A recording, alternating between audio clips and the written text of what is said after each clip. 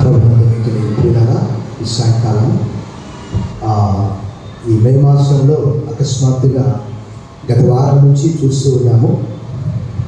అక్కడక్కడ పిడుగులు పడుతూ ఉన్నాయి. బాగా హెవీ రైన్స్, రాళ్లతో కూడినటువంటి వడగండ్ల వర్షాలు కూడా పడుతూ ఉన్నవి. సో మనం చాలా జాగ్రత్తగా అప్రమత్తంగా ఉండాలి. ఇప్పుడు కూడా దాదాపుగా హాఫ్ అన్ అవర్ క్రితం అలా జరిగింది.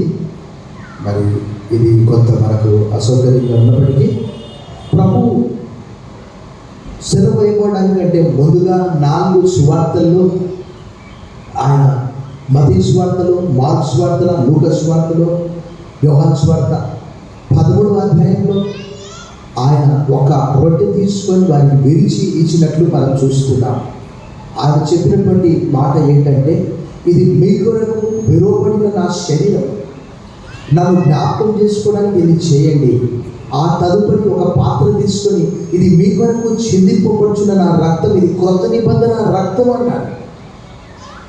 సో మనం ప్రభువును జ్ఞాపకం చేసుకుంటున్నాము. ఆయన జీవితము, ఇందాక మనం చూసాం, ఆయన మరణము, ఆయన పునరుత్థానం, ఇది కేవలం మన కొరకని. సో ఈ రొట్టె చూసినప్పుడల్లా ఆయన శరీరాన్ని మనం జ్ఞాపకం చేసుకుంటాం. శరీరము అంటే క్రీస్తు మానవ దేహంలో ఆయన ఉన్నాడు అని చెప్పుకోవడానికి మాత్రమే దాన్ని ఆయన చేశాడు. అది మాయ కాదు, ఇల్యూషన్ కాదు. ఎండాకాలంలో మనకు రోడ్డు పైన వెళ్తూ ఉంటే ఏం కనిపిస్తుంది? ఎండ మావులు. రోడ్డు పైన నీళ్లు ఉన్నట్టు ఉంటాయి, కానీ నిజంగా నీళ్ళు అవి ఎంత దూరం పోయినా నీళ్ళే కనిపిస్తాయి. అంటే ఊహ. కానీ యేసుప్రభు అలా కాదు.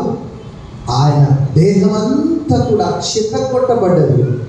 మనందరికీ తెలుసు. పక్కలో పల్లెపోటు, చేతుల్లో మేకులు, కాళ్ళలో మేకు, తలపై బొళ్ళ కిరీటము, వీపుపై కొరడా దెబ్బలు.